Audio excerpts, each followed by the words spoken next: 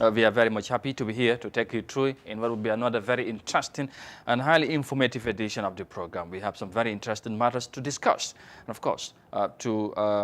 report on as well. So wherever you are around the world, we say good morning live from our studios in Banjul, and wherever you are around the world, once again, thank you so very much for coming along. Well, mbokk ñu ngi leen di nuyu beneen yoon fii ci Africa TV ñu maan mbégte dellusiwaatee ci suba si la comme ni ñu koy defee saa su ne bu waxtu bi jotee xam ngeen ne mbégte lay doon bu baax saa su ne ñu jàkkaarloo ak yéen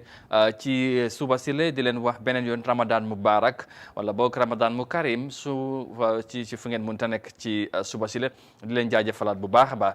ci ni ngeen ñu taamoo di ànd ak ñun saa su ne bu waxtu bi jotee ñu waxtaan li nga xamante ne mooy xew-xew yi ci biir réew mi waaye tamit digtal leen suñuy xibaar ñu waxtaanee ko ci biir réew mi tey tamit ñu fas yéene waxtaan ponk yu am solo ci noonu dana ci bokk ci ponk yi nga xamante ne nañ ko waxtaanee ci jotaay bi nañ wax ci li nga xamante ne mooy victimes yi nga xamante ne loru nañ ci jamono nguur bi fi nekk démb gannaaw bi nga xamante ne ñu ngi doon fàttale ko April 14 ci lu fi xewoon ci li nga xamante ne mooy ci ay xew-xew ci jamono juróomi at yi gannaaw taxoon ba ñeneen ñi ñàkk seen bakken ñeneen ñi ñu arrest lañ ak yu mel noonu jot nañu waxtaan sax di wax ne ñoom am nañ daal ñaari xel amaana li nga xamante ne mooy TRRC recommendation bi bu pare ndax government bi mooy nguur gi nañ ci def li war mooy taxawaay bi ak yu mel noonu loolu nañ ci ñëw ci kanam nañ ci wax tamit ci wàllum li nga xamante ne mooy jaay ciment bi ak yu mel noonu price bi yokku na mooy njëg li ciment bi tamit dafa gën a seer ci réew mi gannaaw bi ñu wax démb rek ci nu ñoo dundee ci réew mi lu ñoo dundee ci réew mi tamit daanaka njëg yëpp a yokku mu nekk ay jafe-jafe yi nga xamante ne jamono ji ni yaa ngi ko dund bu baax ci réew mi mu tar lool nag loolu moo tax saa yi naka duñ ci taay di ci wax ñu waxtaanee ci incha allah ci kanam tuuti loolu tamit dana ci bokk suñu jotaay su ko defee ñu ngi leen di jaajëfalaat bu baax beneen yoon ci ni ngeen di faree ak ñun saa su ne bu waxtu bi jotee. Well, viewers, once again, thank you so very much for joining us, and we go straight with our first story this morning. Now, the victims of human rights violations under the regime of former President Jammeh said they are worried and doubtful about whether the government will fully implement the recommendations of the TRRC. The victims of Jammeh's 22-year rule shared their expectations during an online event in commemorating the protest of April 14, 2016. 5 years ago, party militants of Gambia's United Democratic Party went on protest to demand electoral reforms. The protest led to the death of prominent member of UDP, Solo Sanden, while several others were arrested. Amindao has more details of that in this report. The victims of human rights violations under former President Jammeh's regime are not having high expectations on the government's readiness to fully implement the recommendations of the Truth, Reconciliation and Reparations Commission. The TRRC was established by an Act of Parliament to investigate and establish an impartial historical record of human rights violations, but to also consider reparations for the victims of abuses, promote reconciliation, and promote non-reoccurrence. The victims, however, are worried that the recommendations of the Commission will not be implemented by the government, as in the case of the Jammeh Commission. According to Fatou Jagne Senghor, there were high hopes at the beginning of the Jammeh Commission, which was at the end torn down. Fatou urged the Gambian civil society organizations and the media to be interested in the work of the TRRC so that the reports wouldn't be kept in the drawers. The report came out. They decided to pick and choose which recommendation they would implement. And that has also casted really some discredit on the whole process, which took years and a lot of resources for only to see that most of those cited in the report who have committed serious crimes, economic crimes, are still holding high government offices. I think these are also certain things that we need to highlight and to get prepared. I agree with the previous speakers that we should not wait until the report is out. There are some processes that are ongoing, as mentioned by Gay Onreid,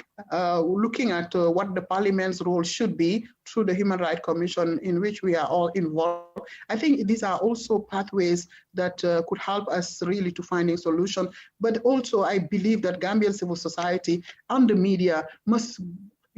be more interested in the work of the TRRC and get their acts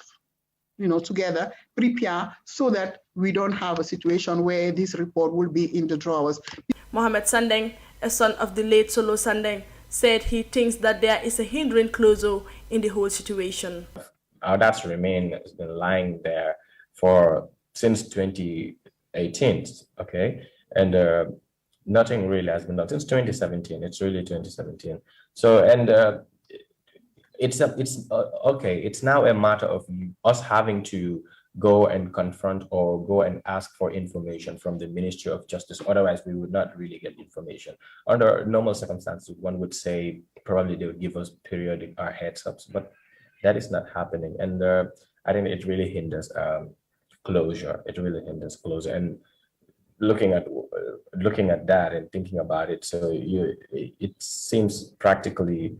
impossible or very difficult to really, when you think about attaining finally justice and everything, it seems very, very, very far-fetched at this moment. However, Alhaji Seidi Barrow, former head of the investigations unit at the TRRC, believes that the government will not implement the Commission's recommendations unless it fits their agenda. The starting point is we shouldn't be hoping that the government would implement, or what if the government, no, they are not going to implement. And you can take that to the bank. Barrow and his government is not going to sit down and implement any of these TRRC recommendations unless it fits their political agenda. If it fits that, then they will. If it doesn't fit their political agenda, they will not. It's the same thing that they did with the Janet Commission report, which I need to also add that, yes, the Janet Commission also identified individuals. These people might not have killed people. We all complain about the junglers, but these are financial junglers. Meanwhile, the country's Minister of Defense, Omar Faye, made a comment during his interview with the Fatu Network earlier this month, saying victims should stop crying over spilled milk and move on. The said comment caused concern and distress to the victims, whose long wait for closure hangs on the report and recommendation of the TRRC. The victims perceived the minister's view as a threat to their fight for justice and made them fear more of the implementation of the Commission's recommendation. Reporting for iAfrica News, Amin Dao. All right, of course, Amin Dao reporting there as victims of the former regime of President Jammeh are worried and, of course, also doubtful whether the government would implement the TRRC recommendations. As you know, the commission is still doing their work. Hearings are still ongoing, and but they are, worried as to whether the government would do what the commission would recommend. April 14, of course, led to some arrest of people who were out to protest of electoral reforms, mainly from the UDP, and of course, which led to the death of Solo Sandeng. So, of course, some of the victims that were in one way or the other affected were reflecting on the day, and of course, activists also were a part of it. And you heard from what they had to say, commemorating on the event of April 14, some 5 years ago. So they are worried and doubtful, whether the government would do what is expected, would implement, if you like, the recommendations of the Truth, Reconciliation and Reparation Commission, that's the TRRC. su ko defee rek mbokk yi comme ni ngeen ko gisee noonu ci report bi li nga xamante ne mooy victimes yi mooy ñu loru woon ci nguur bu fi nekkoon, surtout ñi nga xamante ne mooy jàppoon nañ leen, am tamit ñu ñàkk seen bakkan April 14 ñu génnoon di ñaxtu wane seen ñàkk ànd ci li nga xamante ne mooy ci ay loi ci wàllum élection yi di doon sàkku ñu change wala sax changer li nga xamante ne mooy élection loi yooyu ba tax am ñi nga xam ne dañ leen jàppoon, ñeneen ñi tamit kenn ki ci ñàkkoon bakkanam di Solo Sandeng. Victims yooyu nag ñoo doon ñëw démb di fàttaliwaat bés bi, waaye tamit di am njàqare ci nuñ ko waxee ak tamit ñàkk yaakaar bu baax ne ndax nguur gi dañooy def li nga xamante ne mooy ci recommendations yi nga xamante ne mooy TRRC bi ne leen ko jébal bu fekkee ne seen liggéey bi jeex na, ndax xam ngeen ne commission bi ba léegi ñu ngi amal li nga xamante ne mooy seen liggéey ci li nga xamante ne mooy seen béréb bi fale ci Sénégal bi doon sotteel comme every week daanaka ni ngeen koy seetaane ci télé bi, witness yu bari di fa dem di wax li nga xamante ne mooy fekkee nañ ko wala ñu xam ko ci li nga xamante ne mooy ci liñ leen di laaj. Mu nekk nag li nga xamante ne mooy lu fi xewoon la te tamit ñu ngi ko gëstu jamono ji ci réew bi. ñooñu tamit di am niñ ko gisee yaakaaruñ ne nguur gi nañ ci am taxawaay boobu su ko defee gannaaw loolu ñu wey wax ci leneen ñu wax ci wàllum COVID-19 ay mbiram ci nu ñooy efforts moom lay taxawaay bi nga xamante ne àdduna si ñu ngi koo taxaw ba gis ne faagal jëlee nañ fi li nga xamante ne mooy mbas mi nga xamante ne mu daanaka faagagal na àdduna ñu génnee ko fi loolu nag bokk na ci mooy vaccine si mooy garab bi nga xamante ne génne nañ ko pour ñu yàq nit ñi am na nag ñi nga xamante ne fu mu nekk ne ñoom dañu bugg a taxawagum wala sax daxal nañ li nga xamante ne mooy pour defar li nga xamante ne mu sax mooy vaccines yooyu. We'll move on and now report on COVID-19 related matters because Johnson & Johnson has on Monday confirmed to have paused its COVID-19 vaccine trial due to an unexplained illness in those who took the jab. Now, the vaccine trial, which was meant to yield results early next year, is one of the 6 coronavirus vaccines being tested in the United States. And Desise has more details of that in this report. The suspension of the vaccine by Johnson & Johnson came after several European countries halted the use of the jab due to reports of blood clotting. The Food and Drug Administration and the Centers for Disease Control have urged countries to stop the use of the vaccine while its safety is being examined. Reports indicated that 1 out of the recipients were between the ages of 18 and 48, has died and 1 hospitalized in critical condition. Although many countries have raised concern over the safety of the vaccines, both Johnson & Johnson and AstraZeneca developed their vaccine using adenovirus vector, modified viruses engineered to carry coronavirus genes into human cells. Johnson & Johnson said in a statement that it's working closely with health authorities and medical experts to investigate the issue, as a result of which the vaccine rollout in Europe has been delayed.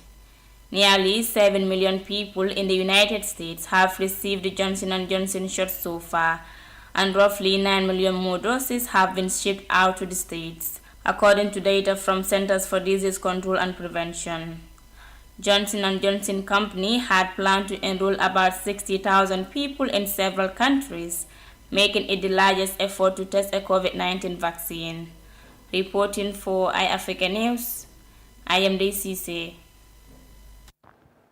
All right, this is a report in there as Johnson & Johnson has paused or suspended its vaccine trial, of course, after some unusual, blood clotting that seems to be that are said to be happening at the moment. So for that reason, the Johnson & Johnson have forced vaccine trial at the moment. And of course, as you know, the world are relying more on the vaccines to overcome the COVID-19 global pandemic. It has disrupted the world, caused so many, havoc, if you like, around the globe. So many people were affected, millions of people, and of course, many also lost their life due to COVID-19. And of course, businesses or the economies around the world are affected. And of course, the WHO and other partners also are working, of course, enormously to make sure that the world will overcome this pandemic. But apparently, as you can see, vaccine Johnson & Johnson are among the list of vaccines that have been relied on to overcome, like I said, the pandemic. But of course, there are some unusual, on certain on certain blood effects that are, or should I say, effects that are happening right now. Among which, of course, is blood clotting cases that have been, that have been seen or that have been realized. Probably it could be effects of the vaccine and Johnson & Johnson vaccine. So that's why maybe they felt they need to hold on, apparently, for now, and do more research and review of the process and of the vaccine to see, what could be the next move with regards to the vaccines, as the world rely on this vaccine to contain the spread of the COVID-19 pandemic. And of course, from that report, quickly we'll move on from COVID-19 reports to some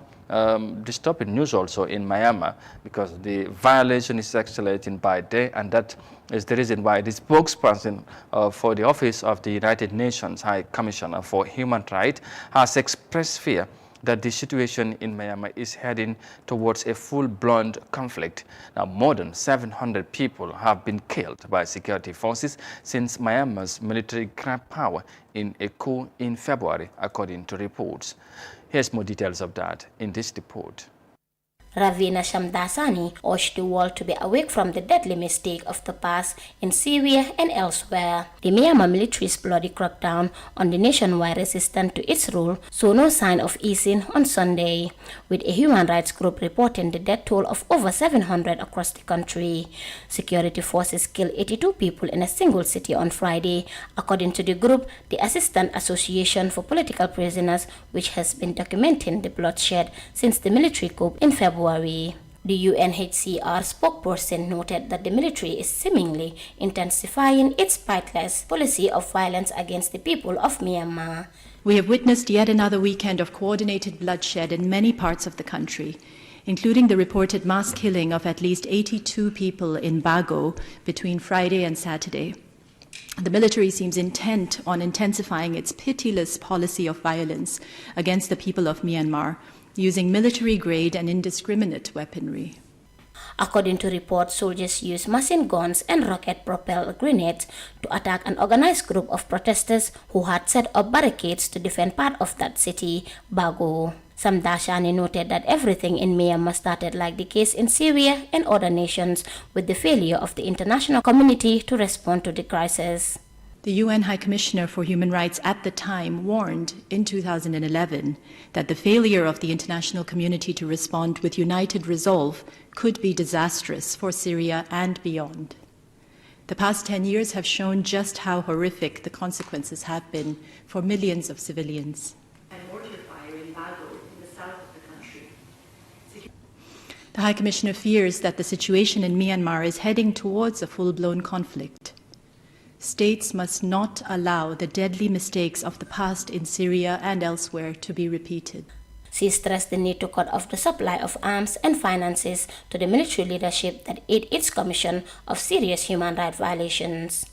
The High Commissioner has called on the Myanmar military and neighboring states to facilitate humanitarian access to populations in need. She has urged neighboring states to give temporary protection to people fleeing the violence and to refrain from returning Myanmar migrants at this time. This is in accordance with the principle of non-refoulement. Statements of condemnation and limited targeted sanctions are clearly not enough.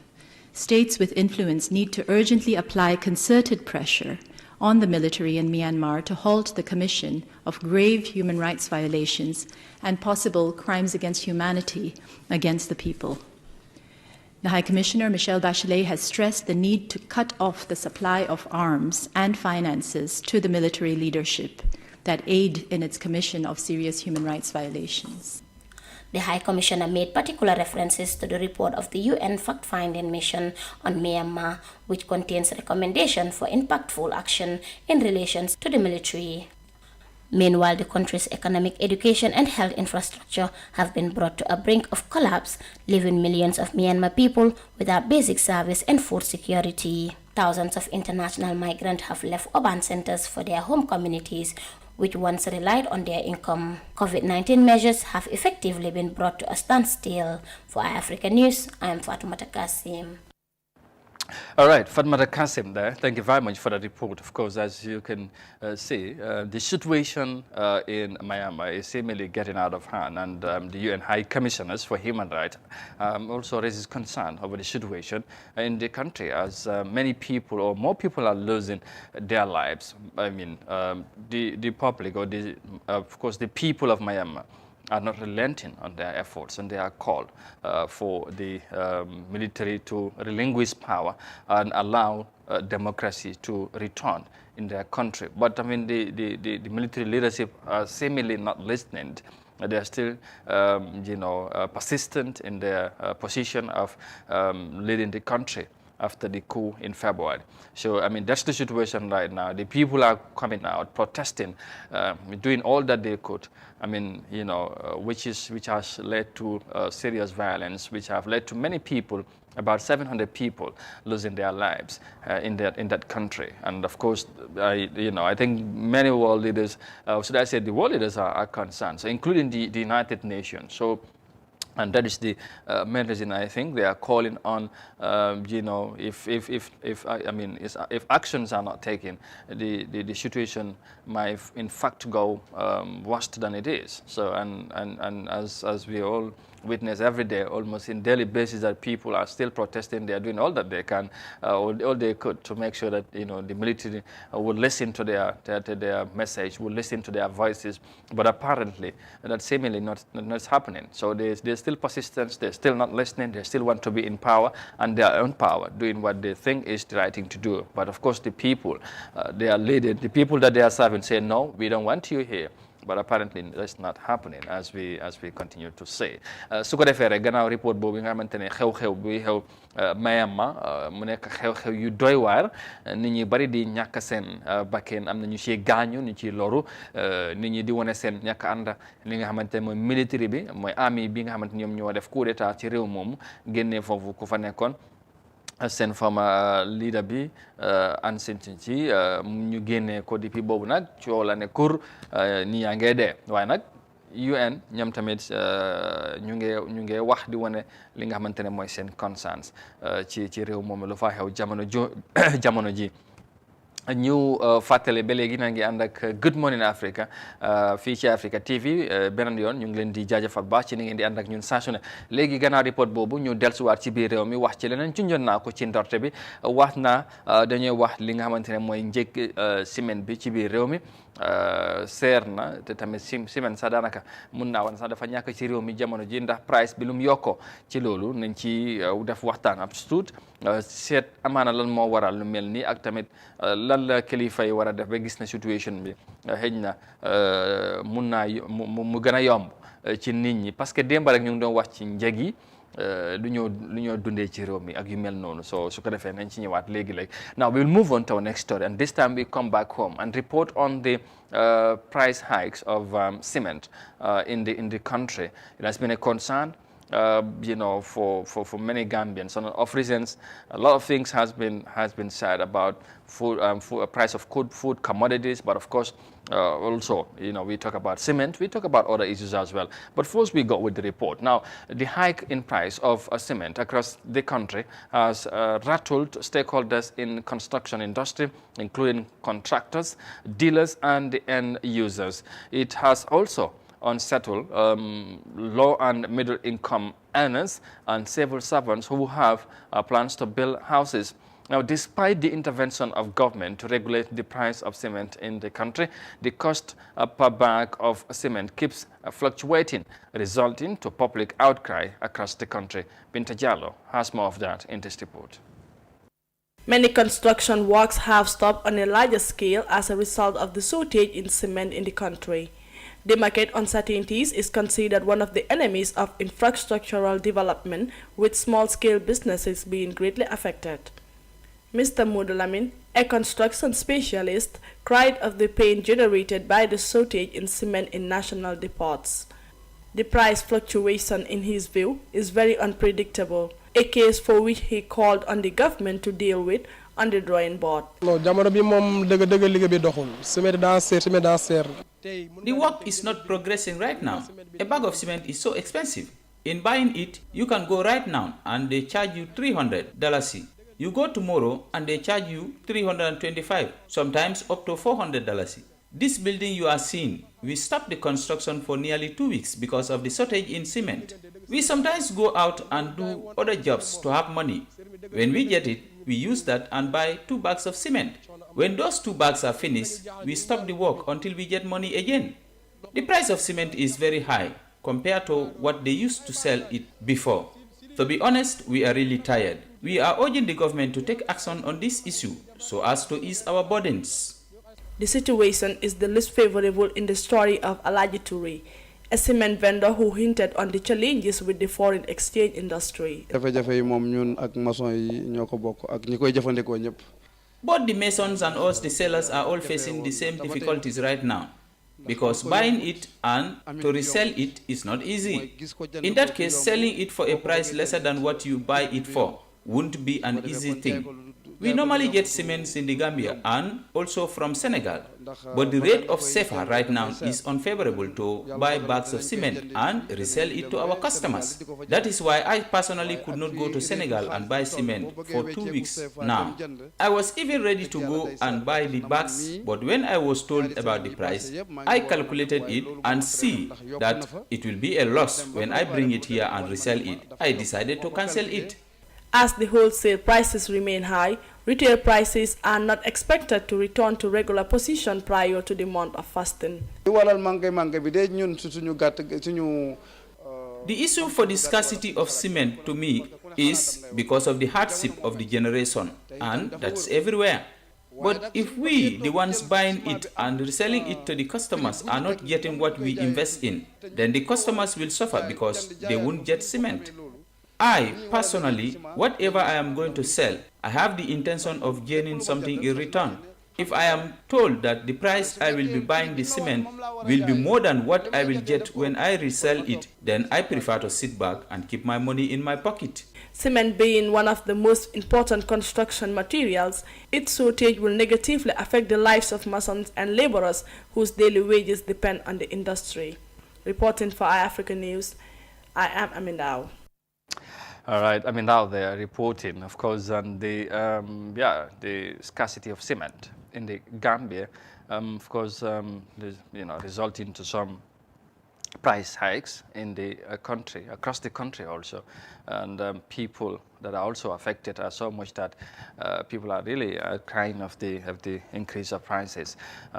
in almost in all sectors, and now, as you can see, the contractors. The vendors and the masses are all affected in one way or the other, and that's why it's always important that we discuss about these matters and to see if we can find a way out. And of course, the Gambia government have also made their position on the price of cement in the country. Whether that is a solution, whether that would bring any seemingly way out, we would discuss about this and. Let's see, why we are here, but we have what some of them have said in that report. So, ko defee comme ni ngeen ko gisee ci report bi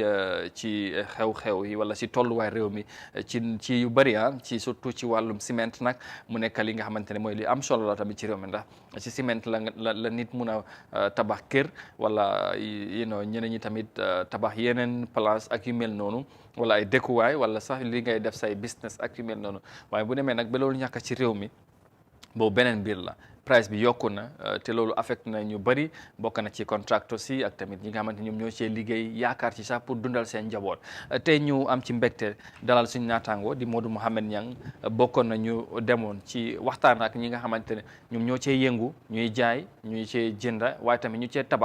tabaxkat yi ak ñi nga xamante ne mooy ay lebre sax ak yu mel noonu loolu yëpp ay point yi nga xamante ne bëgg nañ cee waxtaan tey ci suba si la Modou Niang ñu ngi lay nuyu di am mbégte lool jàkkaarloo at yow ci suba si di la wax Ramadan Mubarak di bàyyi rek ngay nuyoo ak ñi nga xamante ne mooy gars yi ñuy seetaan. ziar Amadou maa ngi nuyu itam ñuy seetaan iAfrica TV si jamono ji nekk si réew mi ak si bitim réew yëpp di leen ziar di leen ñaanal weeru kooru jàmm. di leen wax ne Ramadan Mubarak si julit wala muslim yi nga xam ne ñu ngi si fu nekk si adduna bi. ñu commencé ko si bisimilah rahmaan ñaan yàgg àggale ko si alhamdulilah rabbil alamin amaan mbégte bokk yow jotaay bi loolu beneen affaire la si ñun. jërëjëf wax loolu am na solo ñun tamit noonu la ñu saware saa yu nekk bokk ak yow jotaay ji ñuy wax ci li nga xamante ne mooy mun naa wax ne dafa xew ci Gambia wala xew ci àdduna bu yàggul sax ñu ngi roon fi benn report di wax China si seen bopp ñu ngi wane ne sax ñoom tamit ciment dafa xala manqué foofu parce que projet yu bëri dafa yi taxawoon ci jamono mbas mi léegi dooraat na ba tax na demande bi dafa xaay tey mun nañ ñu gis ci réew mi ñuy jooy ci wàllum ay price yu yokku bëri na xam naa lañ laal ba yeneen secteur yi sax waaye tey ñu doore ko ci ciment bi nga génnoon wax ak ñeneen ñi nga xamante ñoom ñoo yëngu ci secteur boobu lan lañ mën a jàpp ci yenn kàddu yi nga xamante ne dégg nga ak ñoom lu ute liñ dégg ci report bi li waral lu situation bu mel ne. waaw situation bi fu ñoo dalee rek mooy nekk na lu nga xam ne lu métti la. because comme niñ ko dee waxee fii si réew mi fii soo seetee 70% bi wala 85% bi pour ñu am dépense bu bokk ndey ak bàyyi problème la. dépense bu bokk ndey ak bàyyi mooy nga am benn fekk beneen mu ngi fi tegee nga joxe ko bu yem noonu mu ngi fi. loolu si réew mi problème la fi. ñooñu am na si ñu nga xam ne si njaay la ñuy yëngu nekk si marché am na ñu nga xam ne ay lebres leen dee nekk. dañoo dem ba wàcc loolu la ñoo yóbbu kër suñu wéree dañ war a delluwaat ëllëg pour ñëwaat ak loolu. ci contract système di seen team ñoom ñëpp dafa nekk lu nga xam ne si li ngay liggéey si loolu ngaa dundee. waaye pour am si lu nga xam ne daf dee fekkante problème la si ñoom moo tax ñoom am nañ si jafe-jafe bi nga xam ne ni semaine bi manqué bi ñëw na ak yokk yi si am because ñu bëri doon tabax dañoo téye seen loxo daf taxaw seetlu mooy xaar semaine bi ndax dina ñëw wala du ñëw ñi nga xam ne ñoo continuer mooy ñi ko am lu mat na lu métti métti am nañu yàlla may ñi am ko. wala ñi nga ku nga xam ne ni sa liggéey bu nga nekk amoo si benn préso da nga ko tegande gi ba xaar fan la wananti du mujjoo ki ak i géttam soo kooku nag ko doon war a ñëw di liggéey si moom am na ay jafe-jafe bi gos kooku dafa waroon a xëy foofu noonu dem yóbbu këram deli xëyaat kooku bu waree toog 3 days wala 4 days demaat di delluwaat problème la laaj naa leen kulo ñu ne sometime nga am tuuti semaine ñëw liggéey toogaa 3 days so 3 days boobu mën leen naka la ngeen dee dundee ak seen njaboot ñu ne problème rek because si lu ñoo xëy di wàcce si loolu la ñoo dem dundee ak suñu njaboot kon dafa mel ni lii indi na problème bu réy si biir famille si biir njaboot gi si biir askan bi nga xam ne ni nit ki si lu muy liggéey foofu laa dundee muy war a toog 3 days demut liggéey te si liggéeyu duñ ko fay spécial labres so loolu amoon jafe-jafe bu rëy la contracteurs itam the same thing seen liggéey mu ngi see taxaw dafa nekk problème bu nga xam ne itam xaalis bu ñu jëloon advance su jeexee ñoom itam dafa nekk problème su nekkee ne jël nga xaalis advance te liggéeyuloo ngay dundee boobu noonu liggéey bi su dooraatee dafa nekk already pour ñooñu bu ñëwee pour nga fay leen loolu tam beneen problème la moo nekk soo loolu lu mu jur si problème bari na noonu tam ñu waxtaan ak ñi ko dee jaay xam nga government bi sax génnoon na fi indi benn price bu nga xam ne ne noonu loolu waruñ koo romba bot am na ñenn si jaaykat yi nga xam ne waxtaan ak ñoom lu ñu woon mooy ne ifin government price bu mu joxee moom muy jënd di jaayaat sax price boobu moom lu muy jëndee ëpp na loolu kon moom du mun a jëndee lu ëpp loolu ñëwaat di jaayee lu wàññeeku loolu so nu muy def mooy kon dafa bàyyeegum jaay semaine bi te dem jaay yeneen so loolu dafa nekk problème semaine bi nag lu mu manqué du Gambie yi rek ifin Sénégal mu nga xam ne ay factory ñu ngi fa laajte naa fi itam factory yi fi nekk ñu ngi maa wax Jaa Oil Salaam and Bambo waaye yooyu yëpp lu ñoo defer réew mi dafa lu ñu réew mi di use dafa lu ñoo jëfandikoo si demande bi waaw dafa ëpp ñoom seen compte bu ndee jox réew mi so loolu nekk na si problème am na ñu si waxtaan ñu ne moom daf doon di dem Sénégal di jëli ciment waaye gis na ne tam CFA bi dafa xaay so bu wecceekoo CFA bi dem jëndi Sénégal ciment fay paas bi éegal wàccee bu ko moto Sénégal dafa ñëw ko si Gambie bi mu wàccee ko foofu éegal wàccee la éegal nga ko Dakar wàccee ko moto boobu ñëwaat wàccee ko si beneen moto Gambie éegal wàccee la so yooyu expensive yooyu mu ne su ko cegee ba balaa moo agsi si biir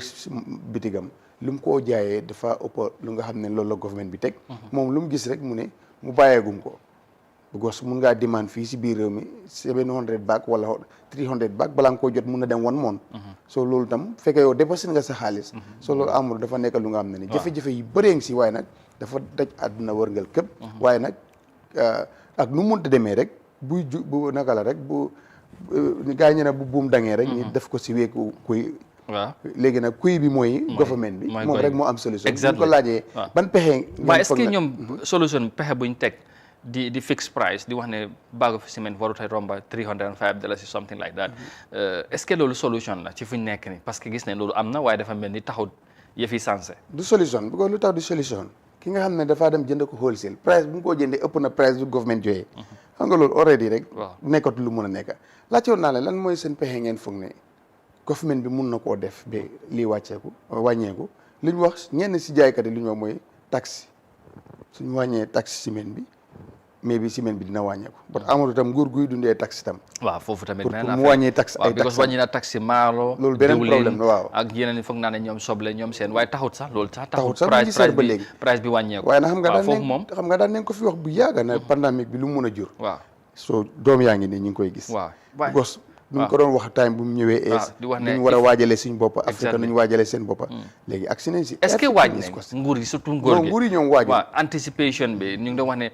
mbas baa ngi fi te am na ay ñi nga xamante ne mooy ay borom xam-xam ñu ngi doon wax ne 2020 ñëpp ñu ngi jooy métti na waaye boo oytu 2021 bi mooy gën a métti parce que effects si mooy after covid bi te loolu la ñoo dund right now démb maa ngi jaar si marché bi am ma dégg bëgg a jënd dara ak dégg gars yi di wax ne ba di jaaykat bi di wax ne loo bëgg a jënd tey démb dafa dem jënda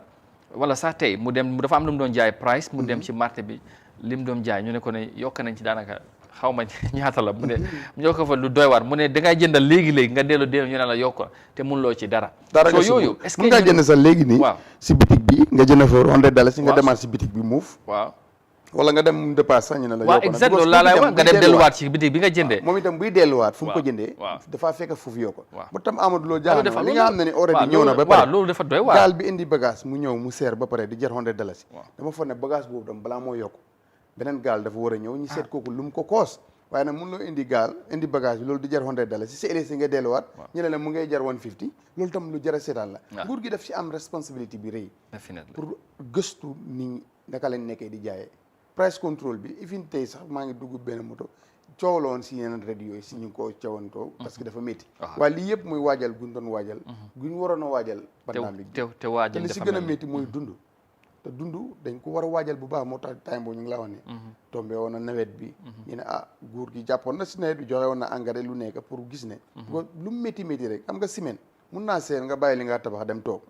waaye maalo mënul seer nga bàyyi ko dem toog diw mënul seer nga bàyyi ko dem toog bu ko yooyu sànq sa dogguma la yaa ngi doon wax ci ñi nga xamante ne mooy ñu yaakaar liggéey taaba am lu ñuy dundal seen famille te léegi bu fekkee ne yaa ngi dem liggéey ci semaine bi sax léegi loolu amatu te li nga ci doon am ab tuut lum néew loolu nga doon dem sax yóbbu ci marché bi te boo ko yóbbee seeraay bu marché bi seer loolu sax problème la léegi nag waxatuma la ku toog ñetti fan liggéeyuloo seetal ma situation boobu métti na trop moo tax fokk rek ñu jéem a taxaw si dund bi di teel a di jàpp si nawet yi di jéem a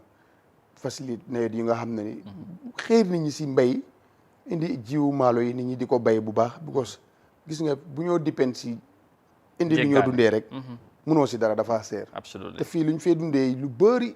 fii la maa ngi dégg sax ñuy wax ne ifin lu ñu am fii sax suñ naanaa beeg su ñëwee dafa seer but of course ñu ñoo ko moom waaye dina seer because su ma jaayee palaati naana war a dem jënd si maalo boobu seer so lu seer si maalo boobu da nga koo aat si naanaa bi so loolu mooy problème bi da nga koo aat tam si ndox bi da nga koo aat si wonjo bi da nga koo aat si everything donte le fii leen ko defee bu dañ dee gis ni luñ nga xam ne si biir réew mi la ñoo ko moom sax mu ngi seer of course fu ne saako dugub dafa seer ku koo jaay dafaa dem ceeñ ko maalo bi mu ngi seer fu nga compare price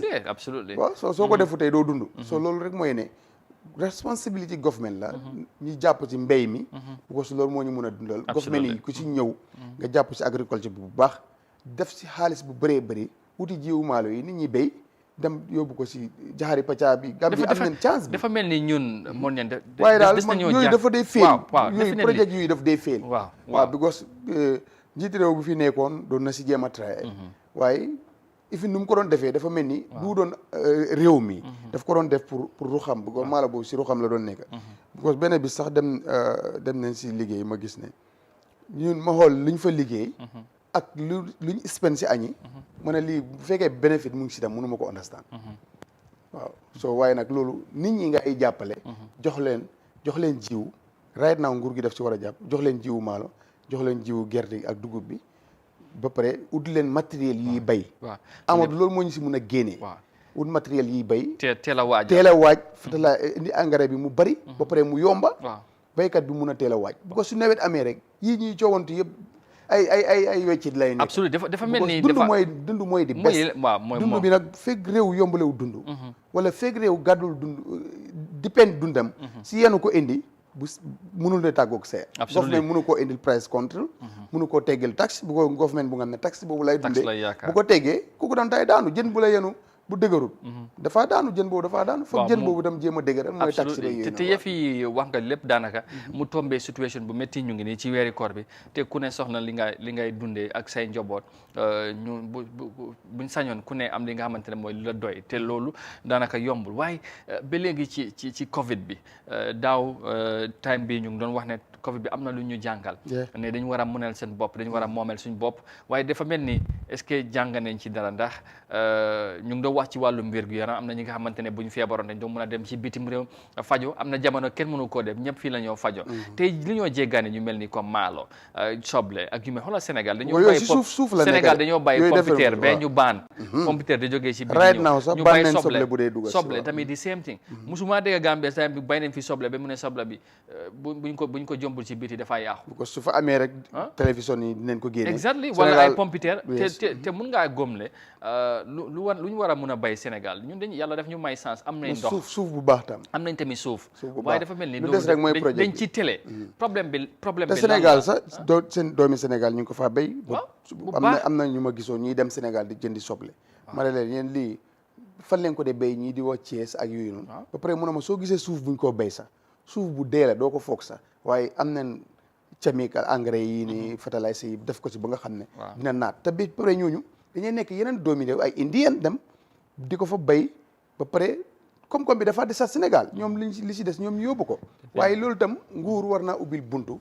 ñu mun a béy yooyu noonu dem jar na sax dem Sénégal jàngi ko fa bëggoo si ku la jiitu si néeg bu leen dem tam moo lay wax fi ngay toog nga dem bul si woor yi demal nga laaj leen naka leen dee béyee soble ñoom ba bu ñoree dañ dee stop order soble bi ñoom mun a dund si seen bés ay weer te du jeex pompiteer bi di same thing nga gis ñooñu tam ñu ñëw bu ko soble suuf Gambie yàlla def na fi barke trop bu ko suuf bi baax na am na ndox bu nee lu ñëw bay Sénégal mu ñor boo ko bayee fii mu ñor bu si Sénégal amee ñetta yow war nga si mën a am ñeen bu ko suuf bi dafa baax su ko defee ñooñu ñu jàngal ñu naka la ñoo nappee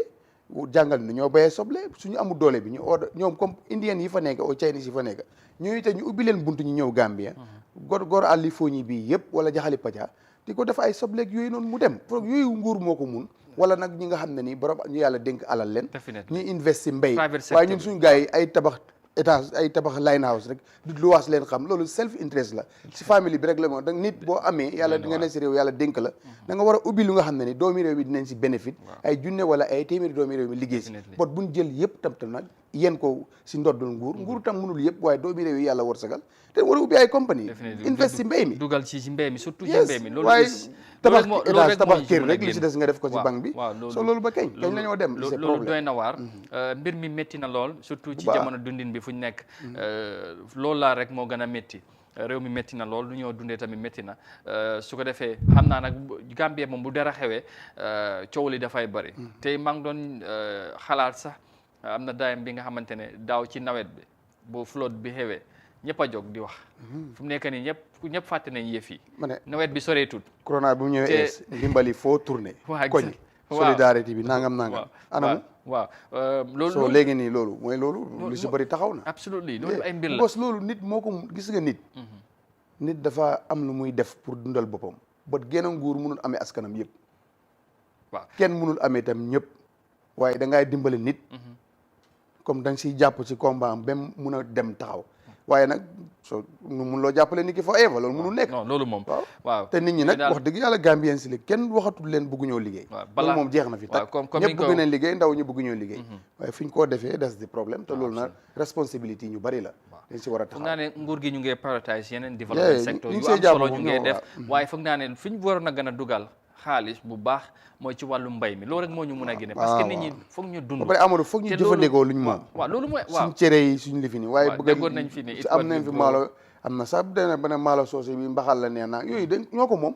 cere yi mburu yi nii war nañ mën a defal loo xam ne ñu ñoo ko moom suñ kinkili baa bi suñ xobirat yi suñ jàmbakatañ yi war nañ ko faciliter ba nga xam ne nii yooyu ñun ñoo ko defaral moom ko soo moytu sax dinañ ko export muy dem bot ñun den bëgg anything order daala sax soo ko bii den ma ko yónnee wala si continuer la ñëw yow lu ñu am moom dara soo fu ñu am naa du problème la moo nekka loolu mooy problème la xam naa dañu war a dem si final story bi waaye li nga wax dafa am solo foog ñu jël suñ bopp luñ moom ñu taxaw si bu baax démb rek maa ngi seetaan benn debate waxtaan bu am solo ci benn télé ci Sénégal ñu ngi doon wax am na benn borom xam-xam di wax ne mu ne amul benn réew bi nga xamante ne dafa développe réewam ci waxi jàmbur mooy ci kàllaama jàmbur. wala si alali wala si jëfandikuwaay jàmbur. exemple waaw te loolu lu ñu doon jëm a wax rek mooy da nga nit ki ñun dem nañ ba am complexe tey bu ñuy waxtaan fii pour wax olof wala wax pël wala wax soose balaa ñu lay gom ñoo ne kii dafa am xam-xam foog nga toog anglais waaw anglais bi foo si waxul bi nga président bi anglais mi nangam exactement waaw président bi boo si defee benn mistake bu ndaw boobu nekk na ñu xasee la ñu def la ko headline wala di la TikTok waaye su fekkee sax boo waxee tey bu ma doon làkk soose li may wax dégguma soose de bu ma si waxee juume sax problème amul waaye bu ma ci toogee di làkk anglais ma jël past tense def ko present tense wala jaxasi affaire yi wala prononciation ma gàkk rek ñu dog ma tasaare ma ci àddina di ma ree problème boobu complexe boobu foo ñu ngi ko am rek pour ñu développe dina jafe borom xam-xam démb moo ko wax ci benn télé wax na dëgg bu baax te loolu dafa am solo te sax ñun dañoo nax suñu askan bi sax loolu laa gis xaaral presidential élection mu ngi ñëw doo fi dégg benn président buy làkk benn président wala kenn ku taxaw candidate di làkk anglais ñu ko tekkil si olof o nakam làkk yi la ñoo làkk gox bu ne bu ñu fa demee làkk ba fa gën a bëri la candidate ba da làkk wala la président bi da làkk definitely so why not buñ ñëwaatee suñ national assembly bi lañ fee debate man mu dëkk Opa Saloum xaw ma lu député bi lu maa Alaaji Mbow lu maay kaasal xaw ma ko wala keneen lu maa kaasal xaw ma ko so loolu mooy lan waaw te lépp lu ñoo wax mu ne ñu ne te booy campagne dem si nit ñi nga làkk mu ñu am ba jot yëf yi soo ñëwee nga ne fu ñu ko làkk woowu lu nekk nga ne anglais lu nekk nga ne nangam so war nañu seetaat suñu bopp mu ngi noonu waaw affaire yi daal mu ngi noonu jàngat la rek ku ne am na nag sa gis-gis ci yëf yi réew mi ñoo ko bokk foog ñu pencoo ñu waxtaan bu yëf yi méttee waaye nag buñ bàyyi ba yëf bu dara xewee rek ñoo jóg di wax tuuti rek la ñoo wax bu fekkee ne loolu passé na te ñu ngi wax weeri koor ñu ngi wax pompiteer diwlin maalo dafa seer bu ñu fi jógee tabaski mu ngi ñëw xar la ñoo wax naka la ñu amee xar te li every year muy xaw ñun duñ ci jàng dara def ci dara pour moytu amen lu xew daaw waaw yaa ngi wax lu am solo loolu bu su duggee dafa ëpp sax dama bëgg ñu wax ci leneen tamit balaa ñoo tàggatoo xam naa waxtu bi jeex na waaye danaa ñëwaat ci loolu am na loo bëgg a wax naa la bàyyi nga wax ko waaye dañ ma bëgg ñu indi benn report bi nga xamante ne tamit démba bu mu feeñee daanaka juróon na coow wax ci biir réew mi dogal bi nga xamante ne nguur gi dañ ko jël pour dal di yeewi jigéen yi ñu dal di dem ñibbi mun a waajal ndogu waajal seen borom kër yi waajal njaboot gi sax la mun a wax waaye am na ñu ko gisee leneen su ko defee ñu ànd ak report boobu soog a ñëw. We'll move on to our last story this morning because the government of the Gambia has reduced the official working hours for female civil servants for the holy month of Ramadan. Announcing the measures on Tuesday, the Personnel Management Office said the gesture is meant to allow female staff attend their traditional evening preparation ahead of breaking a fast. Now, like major Muslim countries, Gambia began fasting the holy month of Ramadan on Tuesday. Khadija Seka has more details of that in this report. Ramadan, that began on the 13th of this month, is a month-long period of fasting for Muslims across the world. Fasting from sunrise to sunset is compulsory for every adult Muslim as one of the 5 pillars of Islam. However, because of preparations for breaking fast in the evening, this period becomes a time for women to manage and take up more responsibilities in the family. As a mother, sister or daughter, women generally contribute most in taking care of the household chores. The Personnel Management Office, in observance of the holy month of Ramadan, announced a government gesture that will allow female staff to close work at 2 p.m. from Monday to Thursday, with Fridays remaining as it is effective Tuesday, 13th April 2021. This move, according to officials, is meant to assist the female government employees to attend their traditional evening preparation ahead of breaking of fast. According to the Personnel Management Office, all various permanent secretaries of various ministries are requested to transmit the memo to their respective line departments. Yes, that report was filed in there by Ndeye Cissé instead of Khadija Seko. But thank you very much, Ndeye. Mon ñang bi tamit beneen la démba bu luy jógee coow li bari woon na am na ñu ko gisee leneen xam naa ne da nga koo boole sax ak bi nga doon wax xam nga ban nga see commencé rek ba yaa ngi doon wax lu am bëgg a wax lu am solo mooy nguur gi dañ jël dogal jël jigéen yi nga xamante ne ñu ngi liggéey ci nguur gi ñu teel a yeewee ko ñu teel a ñibbi tisbaar bu jotee pour ñu dem waajal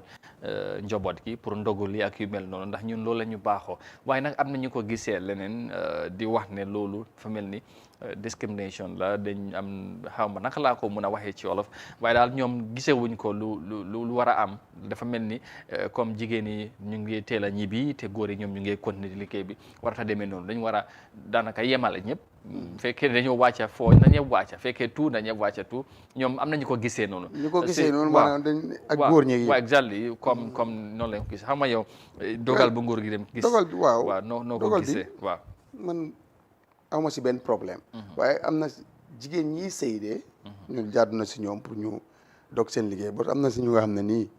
classe yi Mariama Jaam gi nga xam ne buñ demee buñ fekkee seen jabari mag du togg duñ si jàpp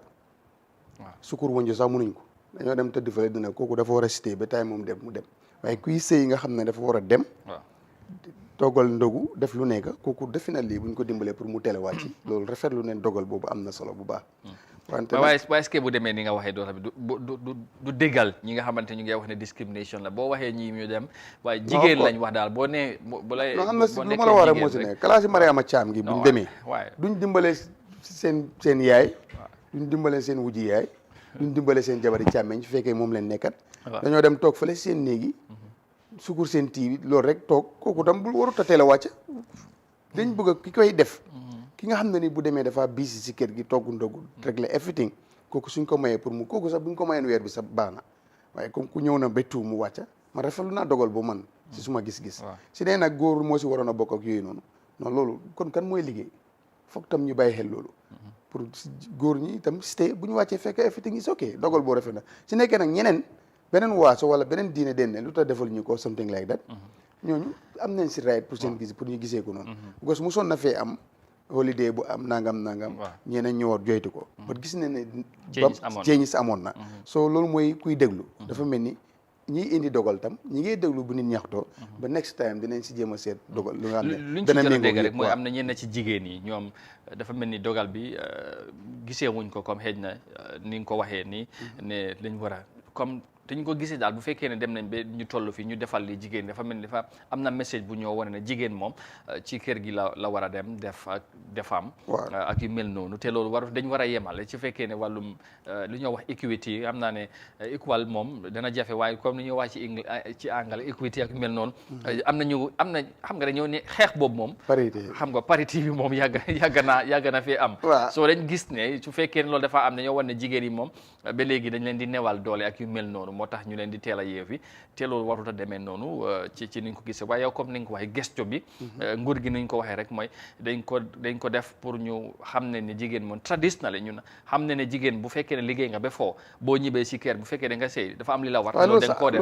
bu fekkee tout di same thing da nga koo def soo teel leen bàyyi ñu ñibbi ñoo ne gis ne daf laa yombal ñoom seen liggéey ak bu baax a baax te sa Amadou te loolu sax ba léegi soo gisee ñu bëgg a bàyyi liñ moom mooy di same thing dañ war a fonk luñ moom but lii jigéen rôle am si Afrique wala si Sénégal bi soo ko bëggee teggi 100% da nga am problème mosu ñoo gis góor bi ñëw di togg si ndoko yi donte le mu ngi am buñ jël système Europe bi ñu bëgg ko indi loolu mënul ñàkk loolu lu yàlla def la ba pare waaw loolu dañ si jégalu te nguur gi nag décision bu mu jël wax dëgg yàlla noppal na leen tam wata baaw nga newoon fa bu foo wàcc liggéey bu ko neexoon mu def ko rek da ngaa coono bi mooy gën a yokk waaye suñu baax suñu aada ak suñu diine nga xam ne lu mu proteste jigéen amul benn loi bu ñëw indi ko bu gën bu islam bi loolu amul wala bu gëm suñu aada bi amul soo boobu da nga ko war a téye waaye lu mu wax mooy ne jigéen mooy dem seere kër loolu mënuñ koo ceeñ so loolu la suñu diine bi sappoon na jigéen si loolu suñu aada sappoon na jigéen te dama ne ñun lu islam cëral jigéen benn organisation NGO organise mënu ko indi bu mel noonu du UN bu ECOWAS du dara xam naa soo kon su ñëwee bu xam ne rek nañ si jàpp te xam ne loolu mooy cosaan bi mooy aada xam naa wax nga baat bi nga xamante ne ma ragal na nga am ñu la ciy meree wala gisee ko leneen di nga waxee ne jigéen moo war a gérer kër foofu mooy issue bi nag ñoo ne jigéen ak góor ñoo war a gérer kër soo ñoom 50-50 normally jigéen sax war doona dem fenn góor a war a génn dóori waar ñëw fekk jigéen gérer defar everything yar njaboot gi te itam ba léegi amut loolu moo fi nekk fii njaboot gi fi baax yëpp jigéen la de te fii ku fi tekki rek jigéen am na soxna si nekk sa gannaaw xaar ko mu ñëw goo gis rek yaayam tam xaw naa dee waaye xaaral mu ñëw gu nekk ku sotti la rek jigéen a ngi si sa ndeyjoor wala ku noonu doo dem kon su ma la déggee rek muy président muy ministre muy everything koo si gis rek bu mbiram sottee rek jigéen moo tax mu sotti am na jigéen soxna su baax sa ndeyjoor di la xaar si jubbanti di la xaar di la jàppale si li nga def ba sa yoon bi tàlli loolu ku amul jigéen boobu noonu dana góor bu amul loolu doo dem waaw comme ni ñoo wax rek comme wax nga wax bi ja jaruma ci rax leneen waaye nag démocratie is like that waaye démocratie tam du lu la neex rek léegoo itam dafa am loo naxari nga muñ ko ndeg démocratie démocratie nag du lu la neex rek moo waaw ñu ne package la waaw package bi dafa am lu mu indi boo dajee lu la neexul am lu mu la fee boobu nga muñ ko rek ak dem ndeg démocratie te ñun ñoo doon sàkku dañ bëgg a démocratie te mu ngi noonu léegi nag bu dogal buñ munta jël wala lu munta xew ku ne am noo ko gisee ak déggin bi loolu ñun ñu mun koo nangu suñ biir ndax loolu mooy àdduna mënuñoo bokk gis-gis bokk xalaat bokk buggal door benn mbir wala benn affaire foog ku gisee nii kii gisee la ne waaye lu am solo rek mooy Gambia lañ bokk loolu dafa am solo su ko defee time bi jeex na xam naa ne sànq yaa ngi doo wax rek ci point bu am solo waaw da nga laaloon mbiri xar yi waaw exactly te loolu daaw dañ si def liggéey bu am solo livestock su xaw ma dañ war a dimbale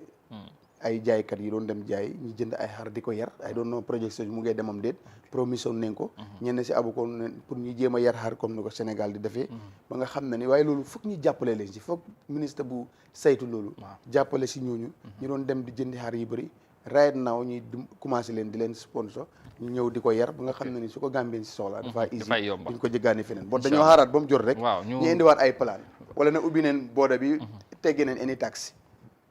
loolu du solution parce que every year loolu la ñoo dunda ci réew mi mu ngi noonu su ko defee fii la ñoo yemandi ak yéen ñu gërëm ku baax ci kàddu yu am solo yi la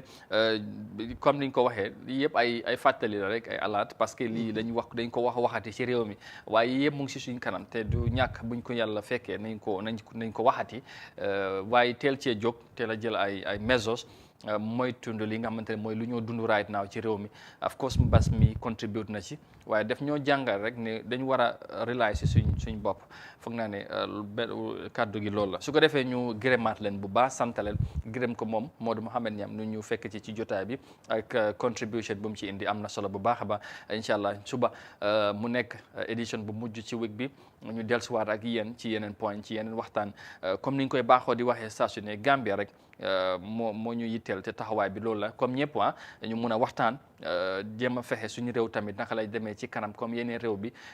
yi ci àdduna si comme ku nekk bugg na gis Gambie beneen level at mi nag at bu am solo la man wax naa ne da Gambie am na lu ñu leen def jàngat 2021 bi si lay xam da lessons jàng nañ ak yu mel noonu élection yi dafa am solo ndax atum tànn la te ku ne war naa bàyyi sa xel bu baax a baax ci yëf yi incha allah ñu jox leen rendez-vous suba ñu dellusiwaat ci beneen édition ci Good Morning Africa fii ci Africa TV incha allah jërë ngeen jëfati beneen yoon di leen wax Ramadan Mubarak. Thank you very much for watching and bye for now.